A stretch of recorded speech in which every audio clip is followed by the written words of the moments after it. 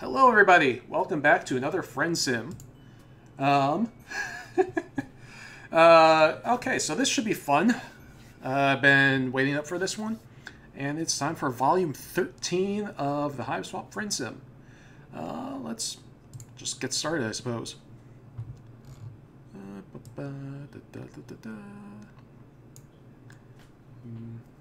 Volume 13 of Fate, Fortune, and Fashion.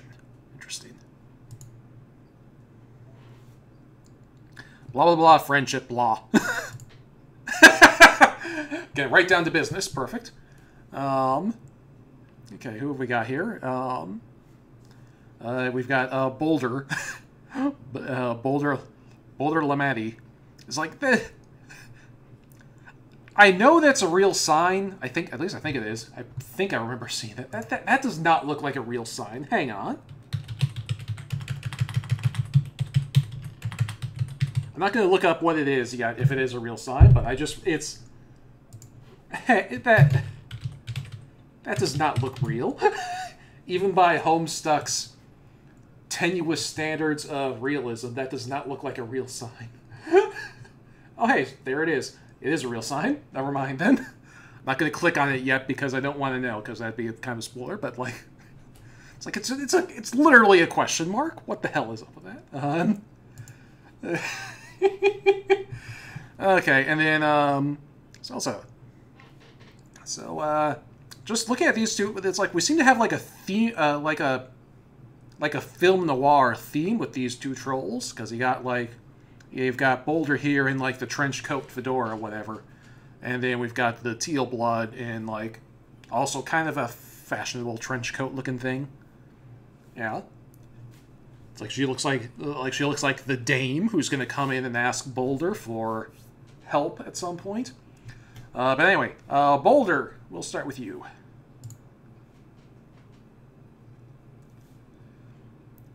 You just aren't feeling it today. You're getting more and more of these gray nights recently. Nights where the call of the streets, that infinite rumble for companionship, just sounds exhausting and meaningless. You had days like this back on Earth too. When getting out of bed just didn't seem worth it. It's like... trying to move my chair without running over my cat. The sun is just beginning to slip under the horizon. Usually this would be the sign to rise and shine, or rise and dark. But all you've managed to do so far this evening is make yourself some coffee. Hey, are we in Tezia's place? Just realized that this looks like Tezia's place.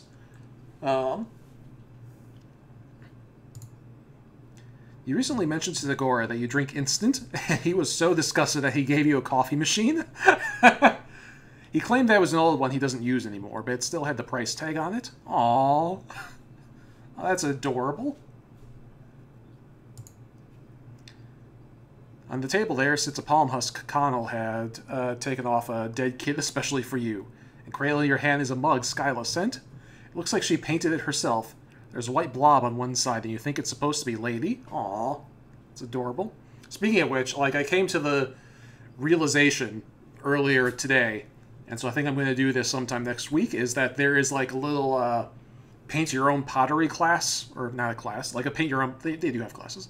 There's, like, a little paint-your-own pottery place just down the street from where I live. And so what I really want to do is go down there and paint myself a coffee mug with Tezia's sign on it, because that sounds like the perfect thing. I want one, and I'm going to make one. There's a white blob on one that's supposed to be Lady. Also, this is just all adorable. You're even wearing the hoodie Malik gave you to cut the evening chill. Here you are, all wrapped up in the warm embraces of your friend's goodwill, safe and sound. But deep inside you festers... something, a gnawing existential dissatisfaction, that classic angst the philosophers wrote about. Your palm husk chimes, and you pick it up lazily. What, another rando trying to slide into your DMs? Sorry, folks, you just don't have time for that anymore.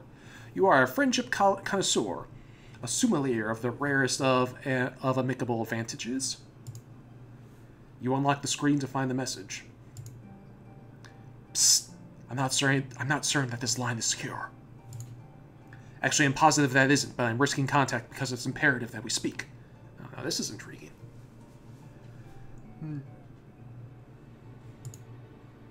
I'll send you rendezvous coordinates. If you wouldn't mind coming any time after the sun has set. Psst. I realize this is unorthodox, but please believe me when I tell you that this is not a trick or a trap. I have important information regarding your place on Alternia. You attempt to reply to the message, but there isn't a cursor anywhere to input text. In fact, there doesn't even appear to be a messenger app open on your phone. It's just a random text box floating in the void. That's creepy. Rendezvous with Rochambeau. Yeah, I was just playing Hamilton before the stream officially started, and so now people are quoting Hamilton at us.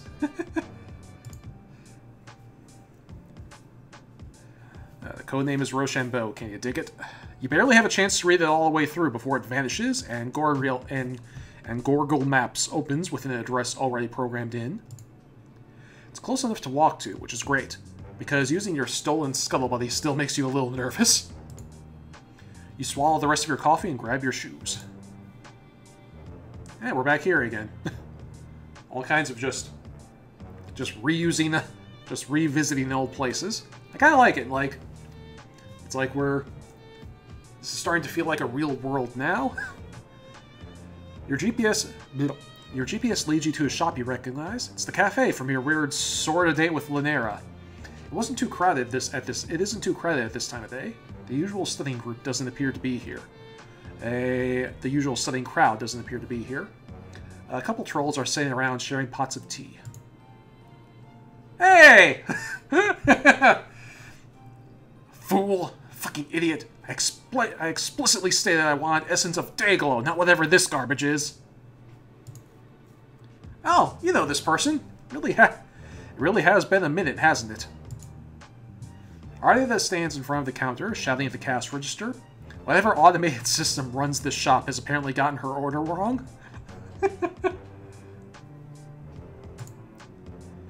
What are you looking at? This is absolutely none of your... Oh. It's you. So is that a good recognition or bad recognition? Artie swiftly covers up her surprise, examining a sharp, perfectly shaped nail. You look different. Only one F. Interesting. Better? Let's not exaggerate.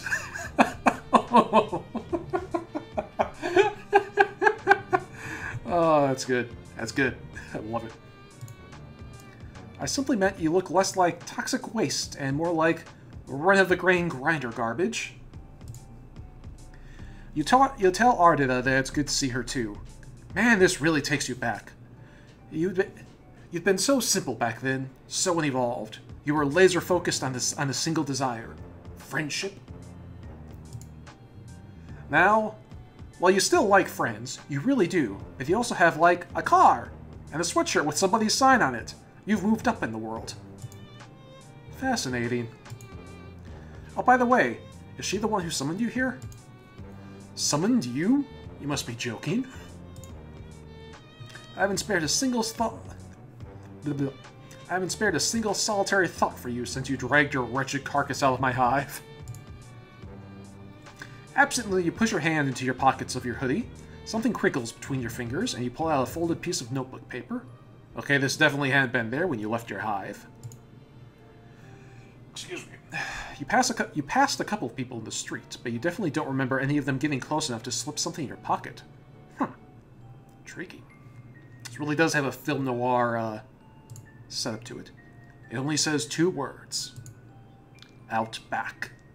Steakhouse. Oh man, should you go? Well, duh. Ah, crap.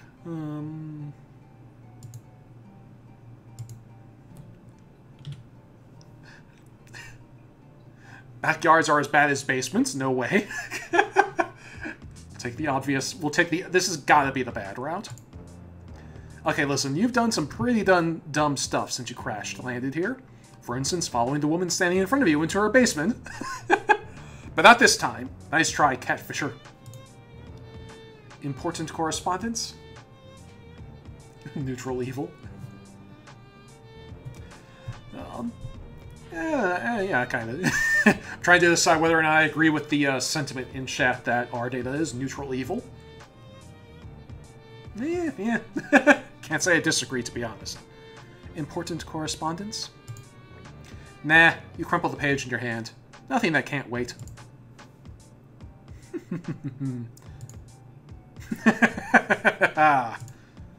Good. Impeccable timing. Just what I was hoping you would say. Oh no.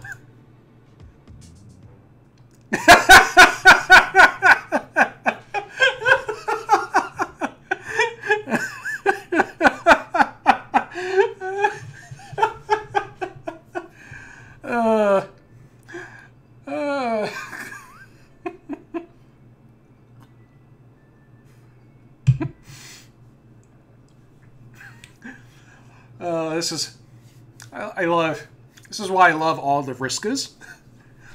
Cerulean Bloods. I love them. Love them all. Chibi Ardita is adorable. Yeah, she is. This is perfect. This is the perfect game over. I love it. MSPA Raider came so far to lose it all. And in the end, it didn't even matter.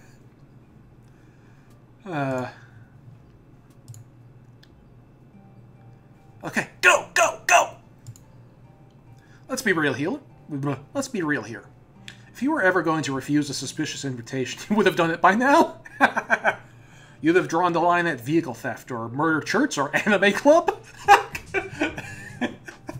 Nice little murder, arson, and jaywalking bit there.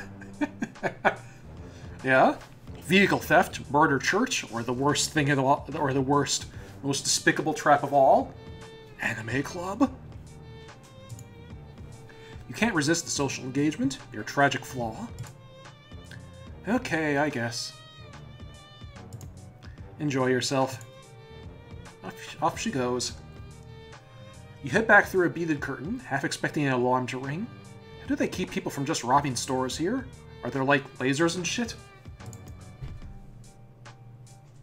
You emerge into a tidy little back garden. None of the plants here are ones you recognize from Earth, but it's still nice. It is very nice. There's a little spiral shape here. Wonder if like the spiral pattern here is meant to be a Wizard of Oz reference or a cherub reference. Knowing Homestuck, probably both. You cross a bridge over a slow-flowing stream and find yourself looking at a path that blooms into a tight, dizzying spiral. Maybe you're supposed to walk across it and ponder your place in the universe? Your contemplation would be inevitably cut off before it hits its climax, because someone is sitting in the center of the spiral.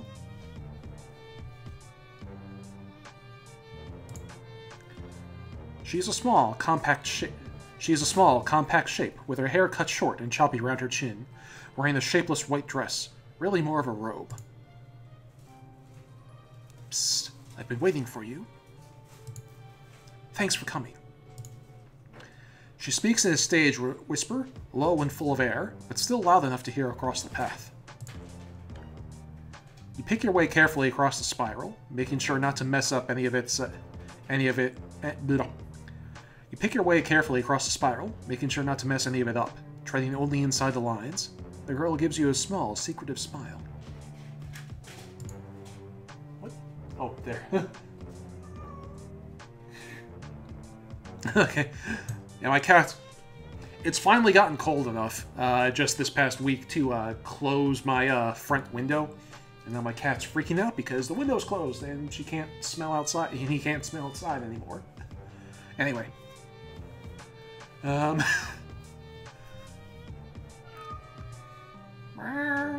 you want me to open the window? I mean, I suppose it's warm enough in here I can open the window. Hang on, I'm gonna make my cat happy.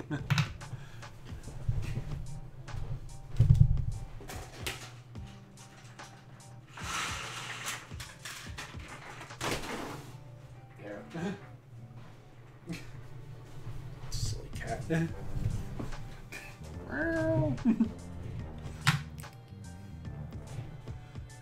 My name's Boldir. Put these in backwards.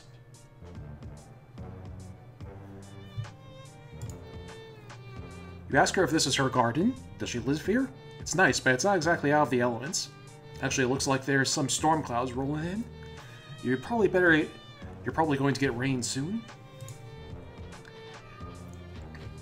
Oh yeah, my Vesper cone is under that tree. Excuse me.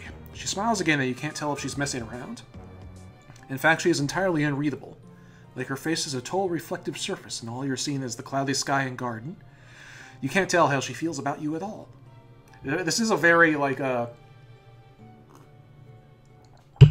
maybe it's just my initial impression from the title screen, but this is a very, like, hard-boiled style of narration we've got going on tonight. Recoup Raccoon. I don't know how to pronounce all these words. I can barely speak English, let alone troll words. Would you like to sit down? Inside the circle, or... She looks around like she is only just realizing she's in the center of a complicated geometric pattern. It doesn't matter. I wanted to see if you would follow the path or trample through it. But you did neither. You forged your own way while taking care to preserve that which has come before. You ask her what that means. Maybe nothing. I'm not sure. This is... it... Yeah, I'm with MSPA Reader on this. This is a very unreadable troll we've got here. The wind tosses her hair, and the clouds chase each other across the sky. If the rain comes, it will come soon. Boldir continues to look at you as you shift awkwardly and shiver, placing your hands into your hoodie. This is different than any other friend meetup you've had, even with the others who purposefully sought you out. There's a serenity to Boldir that all the rest lack. Or maybe it's just this zen-as-fuck garden giving to you? Recoup Cocoon?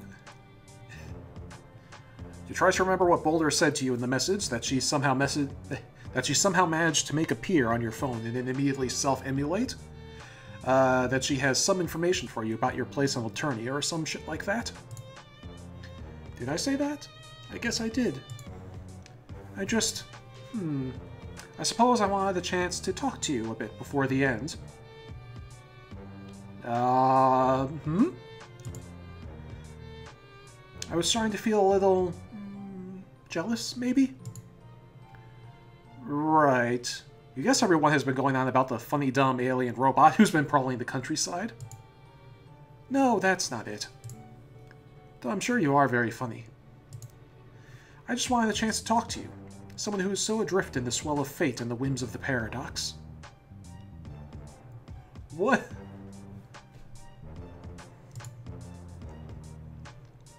Paradox? You don't know anything about paradoxes. Well, you know what they are, you just don't see why they're relevant. I mean, I know why they're relevant, but why the fuck does Boldir know why they're relevant? This is...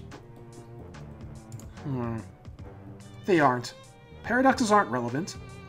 By their very nature. It's the essence of that nature that makes them so integral to this story. What? Yeah, Monica, is that you?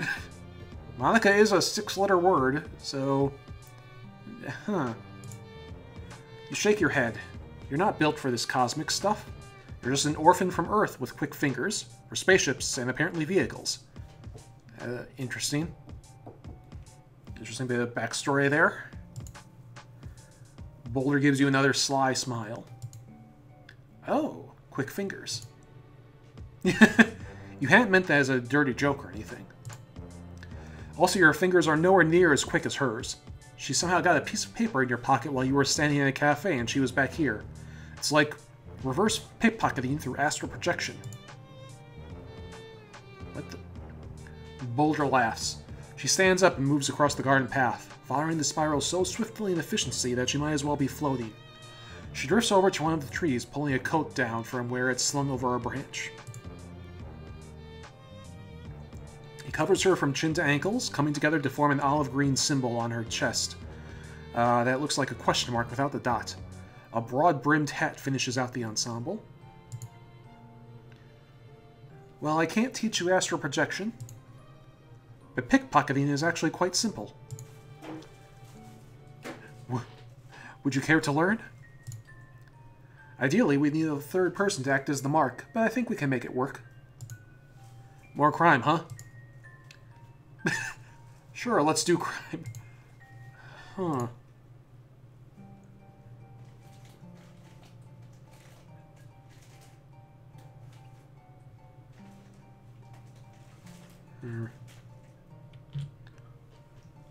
Cat, what are you doing?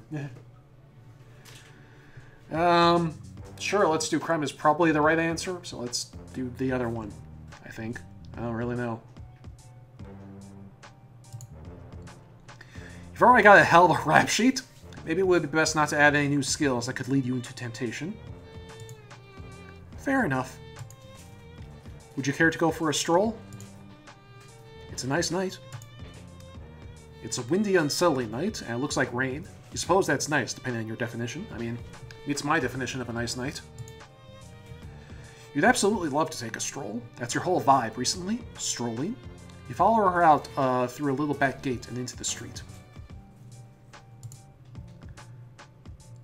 You leave the cafe behind and are quickly consumed by the drift of the midnight crowd. Cat, what are you...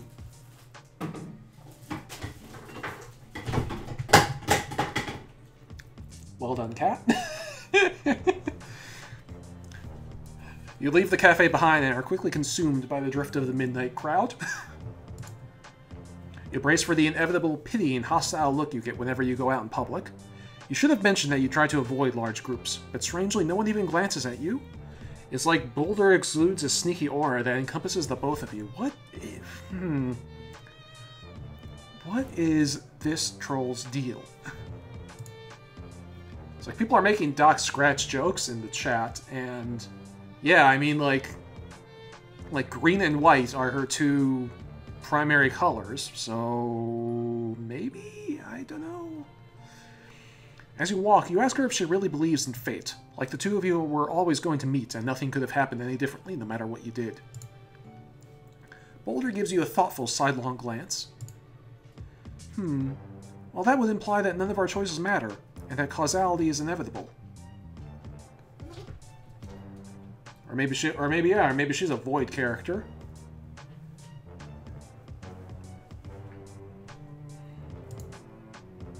Like I said, I did not look up her sign before this started, so maybe she is like a hero of void. That randomness is irrelevant, right? Sure. You scamper to keep up with her, both physically and mentally. For someone who asked you to take a stroll, she sure is booking it down the street. But that disregards our choices. Fate dictates that all possibilities are, by their very nature, necessities. Or rather, the choice you made was the only one you ever could make. I doubt the universe is that simple.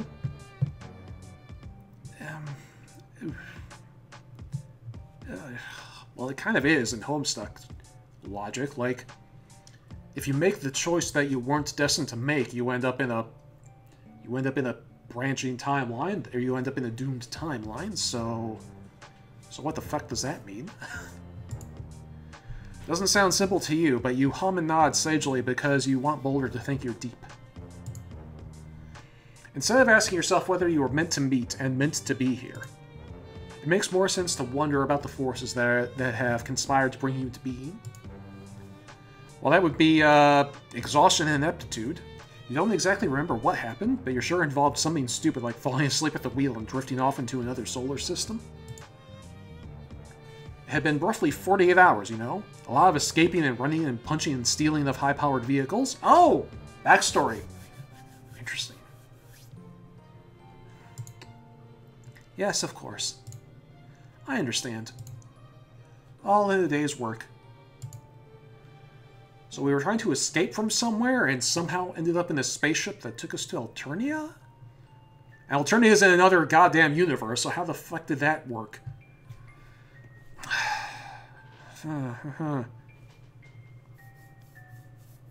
Like, well, because, like, yeah, MSPA Reader has made references to being from Earth.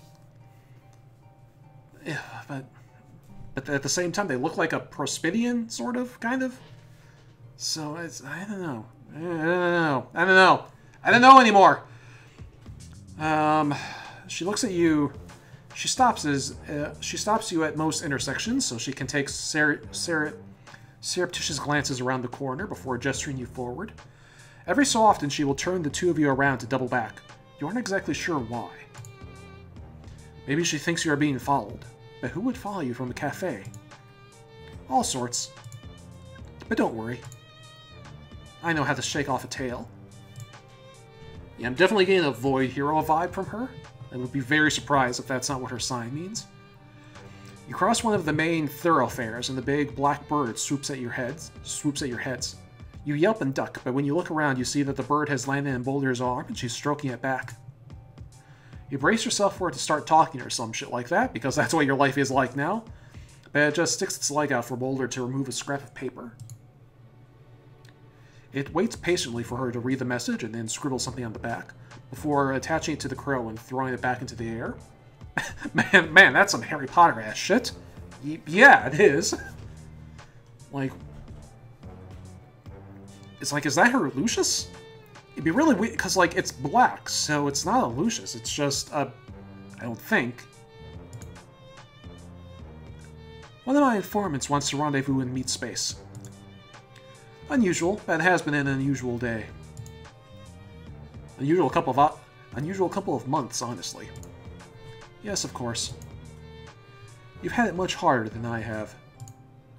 What was I thinking? Well, you weren't trying to get into a contest of whose life sucks more, but yeah, it's been rough. You appreciate that you can see that. Of all the planets to be forced to, Alternia is, well... yeah, so this is... yeah. Not ideal. Not the worst, but you still have my sympathies. Yeah, at least this place has an atmosphere. Is there anything at all that you like about it? What, about Alternia? Well... There's a typo for you. Well... You're kind of digging this whole night as day thing. You're from a diurnal species, but you've always been a bit of a night owl. Also, not to brag, but you've made some seriously cool friends. Yes, I've been following your exploits. Yeah, it's not Homeworld, at least, yeah. Your friendship acquisition procedures are really quite impressive. Now you're blushing. You ask Boldir how she knows that much about your exploits, because it's only pretty recently that you've had any sort of real social media presence. You suppose he could have a Gorgler like Malik did, but... Quick, around here. Boldir leads you into a deserted lot between two buildings. There's nothing here except some broken bottles and a pile of old rubber tires. She leaves you behind the tire pile to keep watch, although she's probably just doing it to get you out of the way, which, fair. Then she heads into the center of the lot, presumably to wait for a contact. One second, I'm going to close the window again because my cat stopped messing with it.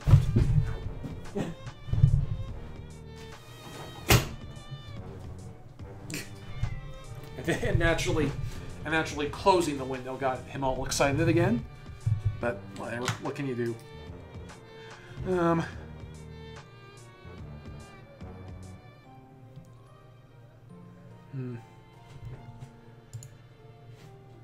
You sit here twiddling your thumbs, trying to suppress the desire to pull out your phone. That doesn't seem very covert ops.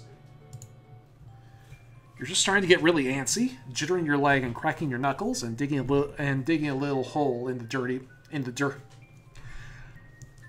Okay, somebody needs to spell check this this thing. You're starting to get really antsy, jittering your leg and cracking your knuckles, and digging a little hole in the dirt with a stick. When you hear something strange beneath the wind, a swish, followed by a thunk. What? Boldir jerks and clutches her neck. You writhe up from your rubber pile, sending tires flying. You look wildly up at the surrounding buildings, trying to find where the projectile came from.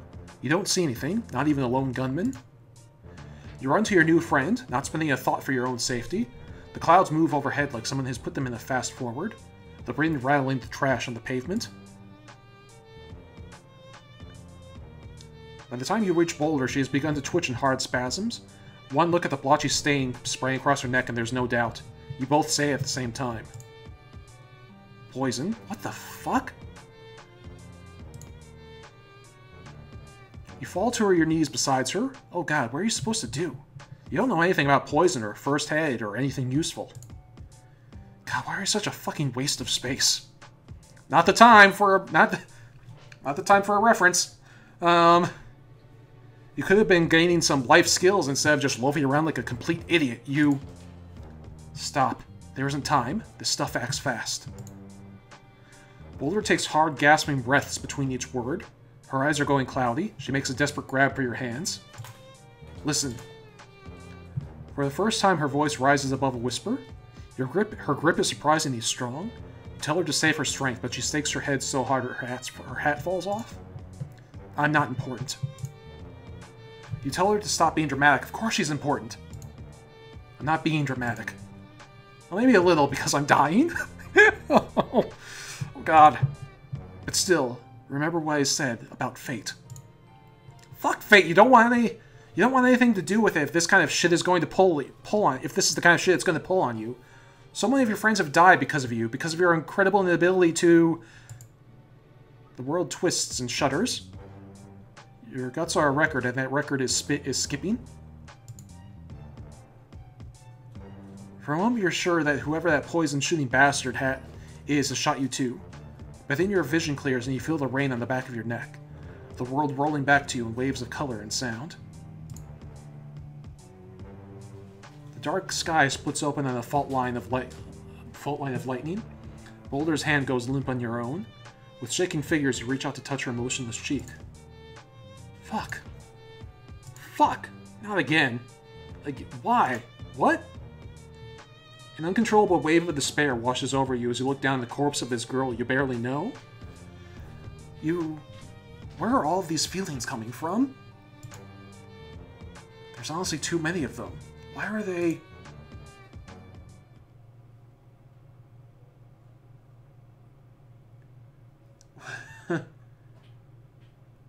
What? Okay, I know I usually wait till the end of this, but somebody get me this girl's sign right now. I need to see what...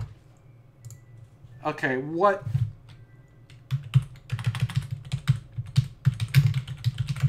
What in the fuck is going on?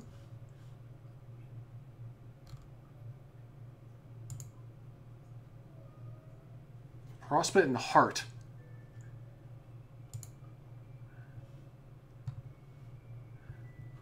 Huh.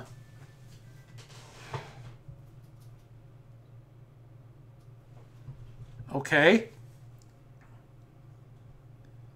This was the no crime path, so let's do some crime and see what that gets us. Yeah, sign of the steadfast. Yeah, Lilo, sign of the steadfast, associated with Frostbite and heart. Like, again? We're not done? Again? Must I do everything myself?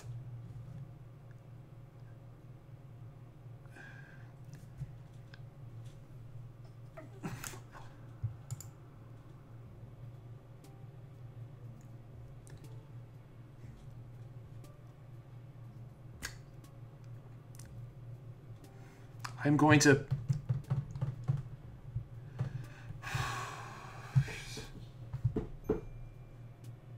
Okay, so that was either Doc Scratch or fucking Monica.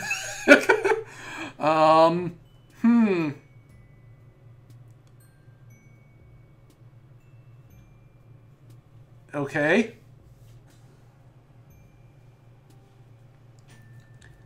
So, yeah, well, I mean...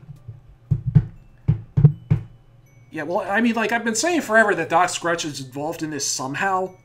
Because, I mean, he has to be. Because, like, even if he's not going to directly, like, interfere with things, which it sounds like he is, just from what happened right there. Although, but no, that, if that was Doc Scratch, why was he using black text? You know? Because, here, like, because, like, he doesn't, like, if that had been a white box, like, if that had just been a blank, white, empty text box, that, then no doubt 100% that was Doc Scratch, but because it was black text, maybe it wasn't? Maybe it was something else? Like, that's another point worth considering before we get too locked in on the Doc Scratch theory. But if it's not Doc Scratch, then who the fuck is it? Like,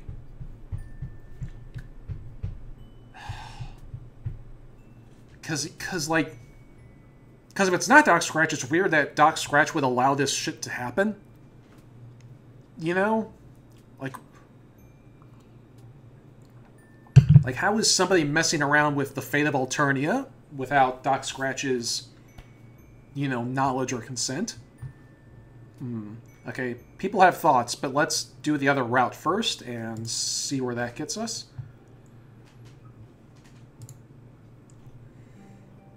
Sure, let's do crime and see what that gets us. This whole mess started with the theft of a spaceship, and if Boldir is right about all that face horseshit, that was supposed to happen, so maybe you'll lean into it? Perfect. The first and most important aspect of the art of pickpocketing is staying unobtrusive.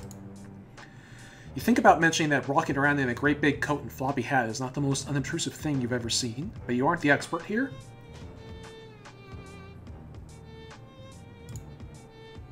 Also, you're an alien, so you don't really have room to talk.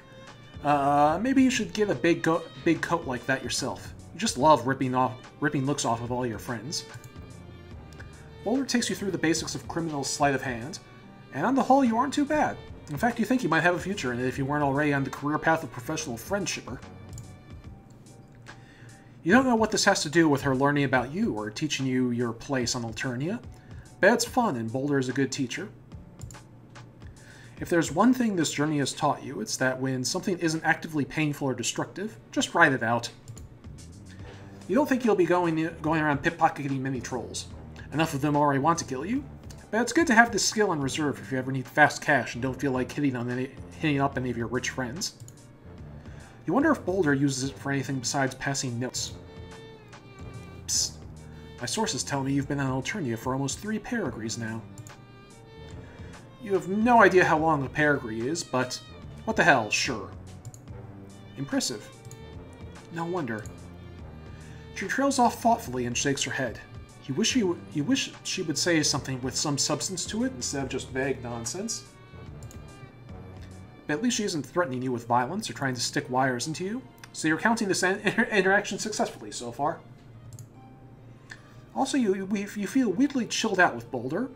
Sure, you want to be friends, but there's none of this stomach-churning... Hang on, my cat's messing around with stuff he shouldn't be messing with. 1 second. Ah, yeah.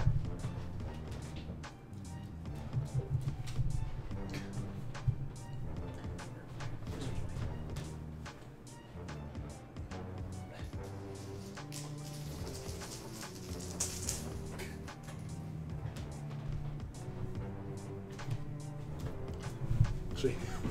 Were you able to see the toy fly across the screen back in the background there?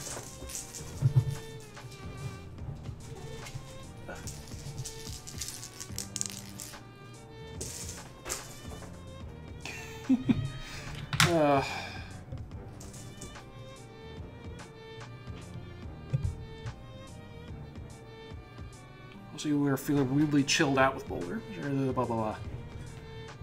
There's none of that stomach-churning, spine-bending desperation to make sure she likes you at whatever the cost. You feel more awake than you have in weeks. Man, you've got to learn to pickpocket in a garden behind a cafe more often if this is what it does to your stress levels. Want to get something to eat? Or maybe just coffee, because that's what they serve here. Sure, you could use another caffeinated beverage on top of your other caffeinated beverage you had earlier. Why not? You'll sleep when you're dead. If only. Oh.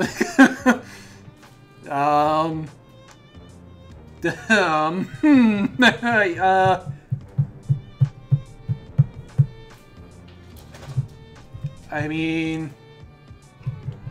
You'll sleep when you're dead. If only, she says. That's creepy. Also accurate, knowing what we know. Huh. You follow her out of the garden and back into the cafe. Who is this now? Yet another friend? Oh, Ardata, you're still here. Of course I am, fool.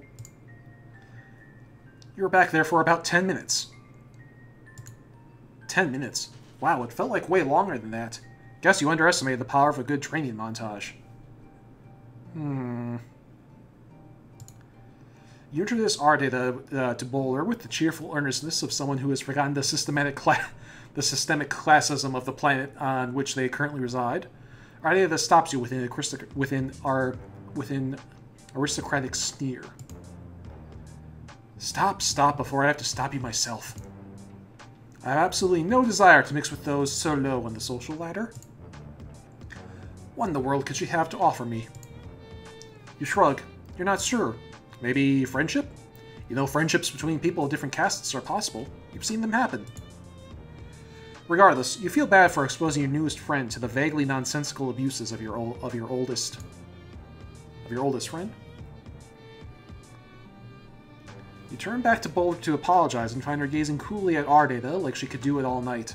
There's none of the fear or reverence or false obedience you've seen other lower bloods display to blues. Instead, Boldir looks at Ardata like she's a bug. Worse, a pebble that she would love to just kick out of the way. Nice to meet you in person, Miss Carmia.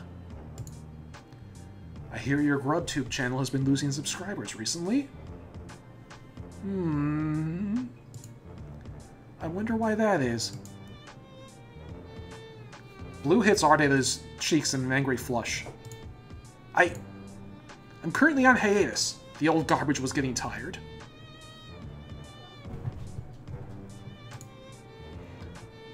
I have so many imitators that my own content is starting to seem derivative.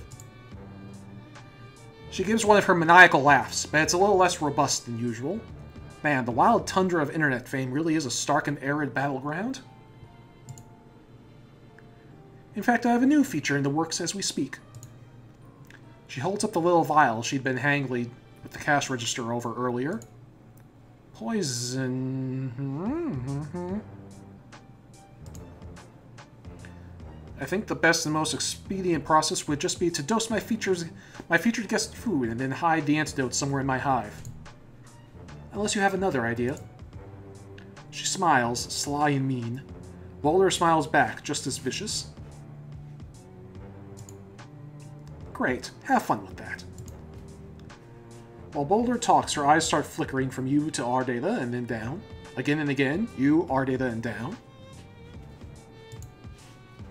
It takes a couple of go-arounds before you realize what she is telling you. She keeps looking down. She keeps looking down to your hands, which are stuck in your hoodie pocket, exactly where you found the note Boldir slipped you. Ardata is carrying a bag that looks expensive and extremely goth, and you can see where the vial of poison is sticking out. Oh man, you know what you have to do.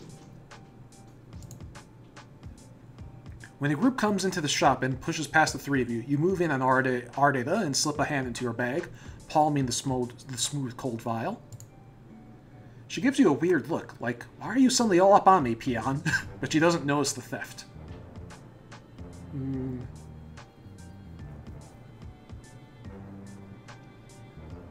Oh yeah, that's good. Chat just alerted me to the joke that I missed, was that, like, this poison is called Essence of Dayglow, and it's like, and it's a play on Nightshade, which is a real poison. Get it? Nightshade, Dayglow. Because, you know, everything's the opposite in Alternia. I suppose I'll be going now. And if I were you, I'd be more mindful of who I choose to associate myself with in the future. You say bye to her, feeling the tiniest bit guilty. Bet she's planning to use this poison to do... Bet she's planning to use this poison to do murder theater in her prison basement, so you don't feel that bad. Take care now. Ardata leaves and Boldir takes an inquisitive step closer. Psst, show me. You open your hand to display the spoils, flushed with criminal euphoria. Oh hell no, you grabbed the wrong fucking vial! This one's blue, not red. You grabbed the antidote, not the poison.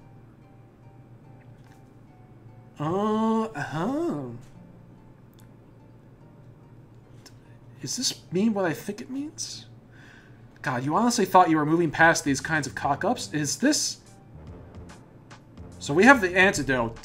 Are we gonna have some timeline shenanigans here? Oh. Damn. Well, you used to have antidote now. You never know when one of those might come in handy.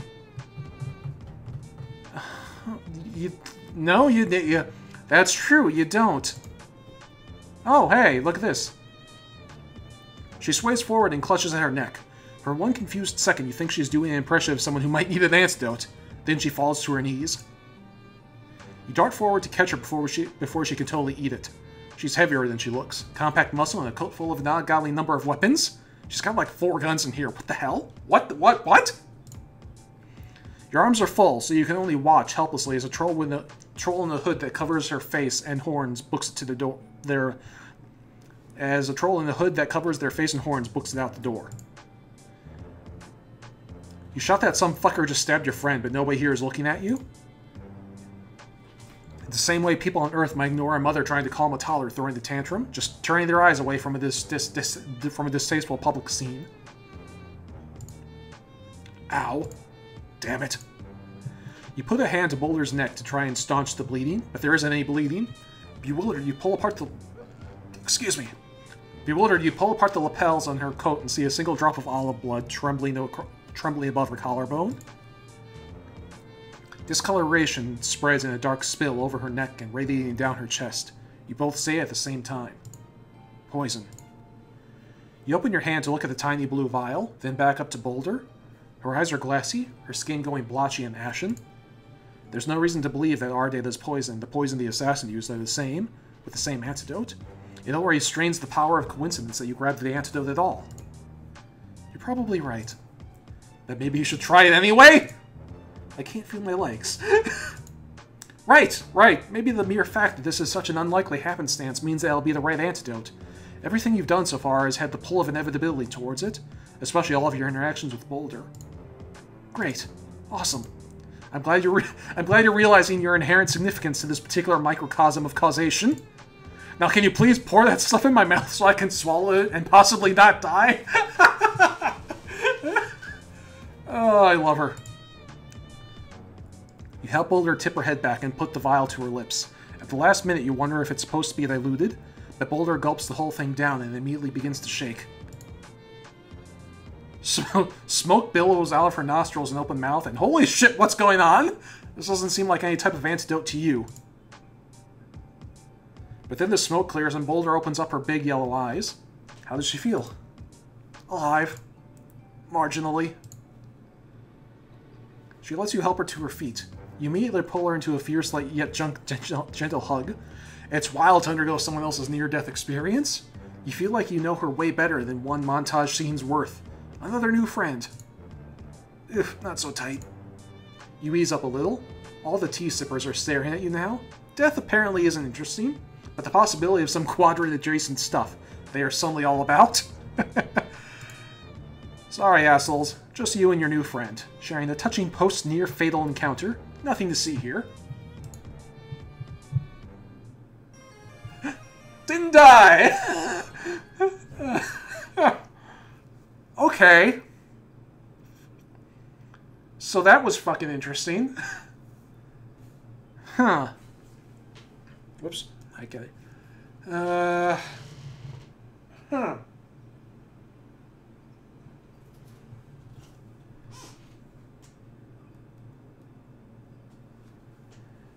No, we already did the bad ending, which made this whole thing seem very interesting.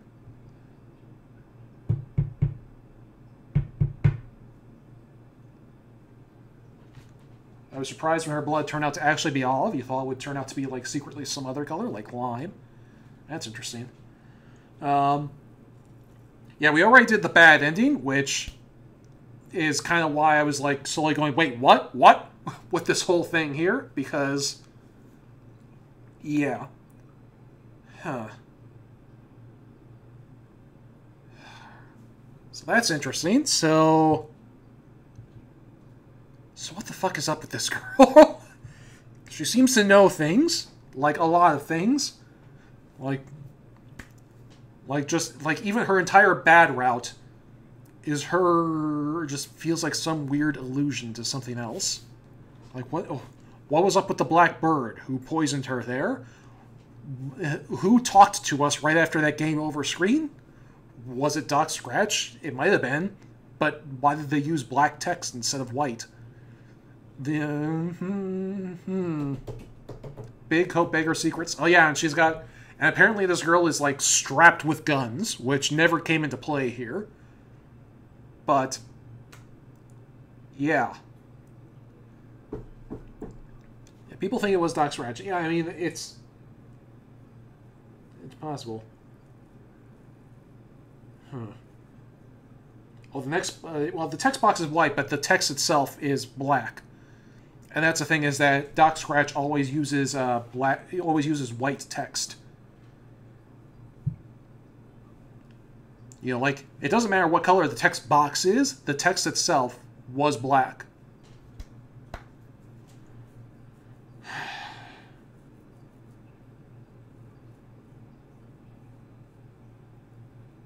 The narration boxes are always white. Yeah. So yeah, let's just look at that again, just because. Let's just look at that last shot. In the bad route. Whoop. No more crying.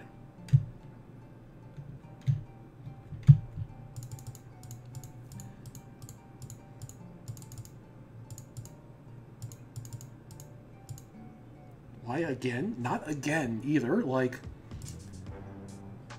there's that feeling that, like this whole scene gave MSPA reader a sense of deja vu.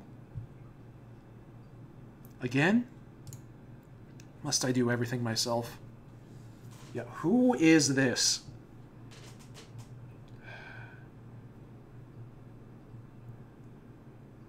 Deja vu? I've been feeling these streets before. Huh. Yeah, I don't know. Because, like, that's the thing, is that, like, Doc Scratch always speaks in white text. Like, that's kind of the joke, that you have to highlight all of his text in Homestuck. You know, so, like... Actually, maybe there is, like, more text that's, like, hidden here. You know what I mean? Like, maybe the... Like, who knows? Maybe there is more white text hidden in that text box, and we literally can't see it. You know? Like, and somebody's going to have to, like, do some programming shenanigans to see what else is in that text box. In fact, somebody do that right now. Like, where's Soulless Gamer when you need them? Like, somebody start digging through the files and see if that text box says anything besides, again, must I do everything myself? Because if there is, like, a hidden sentence there... That's interesting. Nothing there, people are saying? Okay.